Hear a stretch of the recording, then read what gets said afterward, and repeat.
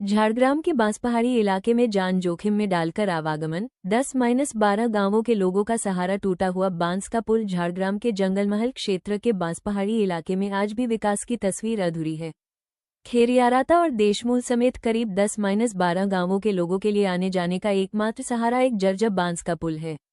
स्थानीय लोगों का आरोप है कि प्रशासन की ओर से कोई पहल नहीं होने पर ग्रामीणों ने खुद पैसे जुटाकर यह पुल बनाया था, लेकिन अब इसकी हालत बेहद खराब हो चुकी है।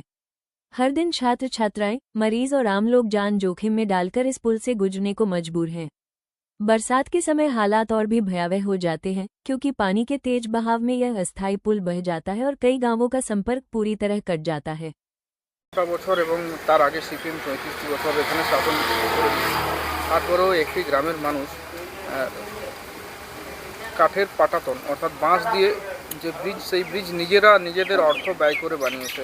ওই ব্রিজ দিয়েই তারা যাতায়াত করছে। ওই গ্রামবাসীদের দাবি যে নতুন সরকার ক্ষমতায় এসছে, তারা এতদিন তো এই সরকার তো দেখেনি, তারা যদি নতুন সরকার যদি আমাদের বিষয়টা একটু খতিয়ে দেখে। হ্যাঁ, অবশ্যই এই যেটা বলছেন আর কি, এই যে বাঁশ দিয়ে যে বানানো ব্রিজ আর কি, যারা গ্রামের লোকরা নিজেরাই বানিয়েছেন আর কি, এইরকম শুধু ওই গ্রামে নয়, আরও অনেক গ্রামে রয়েছে আর কি, কিছু কিছু গ্রামে রয়েছে, বিশেষ করে বাঁশপাহাড়ি এই এলাকাগুলোতে আর কি। ঠিক আছে, তো আমরা এই বিষয়টা অবশ্যই আমরা জানি এবং আগামী দিনে সেটাকে আমরা অবশ্যই দেখব, এবং দেখব শুধু তাই নয়, আমরা সেটাকে একটা পাকা একটা ব্রিজ বানানোর, ছোটো ছোটো যে সেতু বলুন বা ব্রিজ বলুন, ছোটো সেগুলোও বানাবো।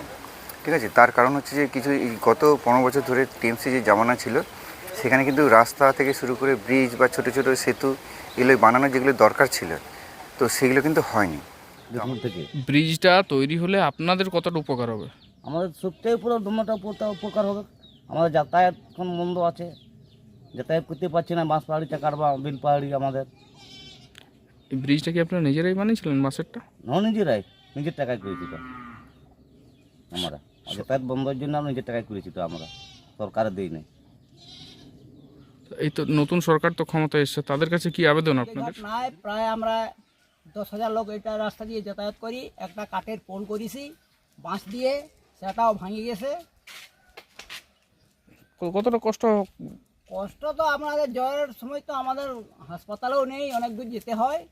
ধরুন আমরা বেলপাহাড়ির মানুষ, আমরা বেলপাহাড়িতে যেতে পারি না, আমরা চিরুনি যাই, টুলিয়া এই সাইডে যাই। যারা হলো নদী প্রাণ, সেটা তো একটা নদী নয়, দুটো। আপনার এই আমাদের দেশমূল আর শিয়ালডাঙ্গা।